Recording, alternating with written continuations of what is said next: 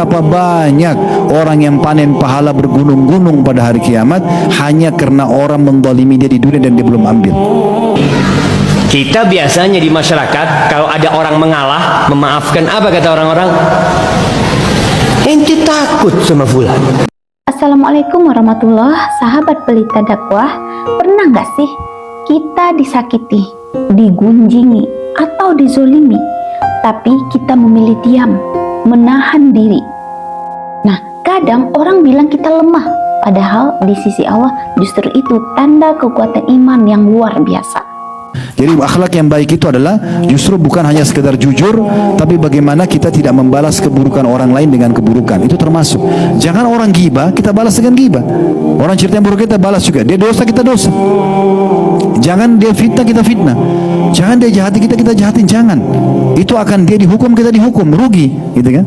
Yang benar adalah kita jadikan itu sebagai tambahan pahala buat kita. Berapa banyak orang yang panen pahala bergunung-gunung pada hari kiamat hanya karena orang menzalimi dia di dunia dan dia belum ambil. Saya ingin berbagi sebuah hadis, renungi baik-baik hadis ini. Kata Nabi SAW, kalau dua orang bertikai di dunia ini, kemudian ya, selama yang sedang terzalimi tidak membalas, misalnya si A sama si B, si A ini menzalimi, menggibah, memfitnah, memukul, mengambil hak misalnya, si B tidak balas, maka si B pastikan akan menerima pahala maksimal pembalasan hari kiamat. Namun kata Nabi SAW, kalau si B ikut membalas keburukan si A, misalnya dia digibah, dia juga balas dengan gibah, maka pada hari kiamat Allah dengan kemahaadilannya di mahkamahnya akan menilai kadar gibahnya si A sama gibahnya si B. Seimbang nggak sih? Sebenarnya si B yang dizalimi di sini, tetapi karena dia balas dengan gibah, Allah dengan kemahaadilan tetap mengukur kadarnya nanti gibahnya si A sama gibah si B. Mana lebih besar? Kalau balance sama-sama, maka tidak ada pembagian, B tidak akan mendapatkan pahala dari si A. Tapi yang jadi masalah kata Nabi SAW, kalau balasan orang yang terzalimi lebih besar daripada orang yang menzaliminya. Misal antum digibah, antum balas dengan membunuh orang. Misal, orang ini fitnah saya bunuh aja. Bunuh lebih besar daripada fitnah. Maka nanti pada hari kiamat Allah akan mempertemukan dua orang ini dan akan mengukur kadarnya.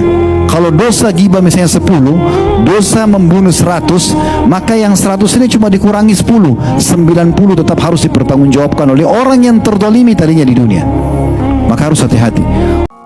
Kadang orang menyakiti kita justru sedang mengirimkan pahala tanpa mereka sadari. Saat kita tidak membalas, Allah yang turun tangan. Dunia mungkin tidak adil, tapi balasan Allah selalu sempurna. Pilihan kita dalam kehidupan ini terhadap orang-orang yang menyakitin kita adalah bersabar, membalas keburukan mereka dengan kebaikan. Ketika kau maafkan, apa kata Rasul sallallahu alaihi wasallam? Wa ma zadallahu 'abdan bi'afwin illa 'izzah. Itu seorang hamba ketika memaafkan, apa yang Allah akan berikan kepada dia? Kehormatan. Lebih tinggi derajatnya dia daripada orang yang menyakitin dia. Kita biasanya di masyarakat kalau ada orang mengalah, memaafkan, apa kata orang-orang? Ente takut sama fulan. Jangan takut sama fulan. Mana harga dirinya? Maka ingat, ketika ada yang seperti itu, kau baca a'udzubillahi minasyaitonirrajim. Ada syaitan datang. Sahabat, jangan biarkan sakit hati memotori pahala kita.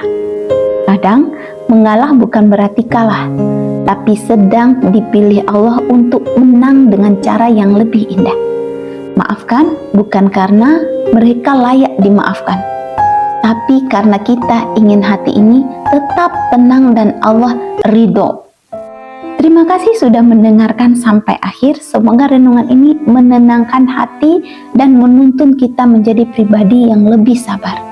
Jangan lupa dukung channel Pelita Dakwah Syafnita dengan like, share, dan subscribe ya, agar lebih banyak orang yang tersentuh kebaikan. Wassalamualaikum warahmatullahi wabarakatuh.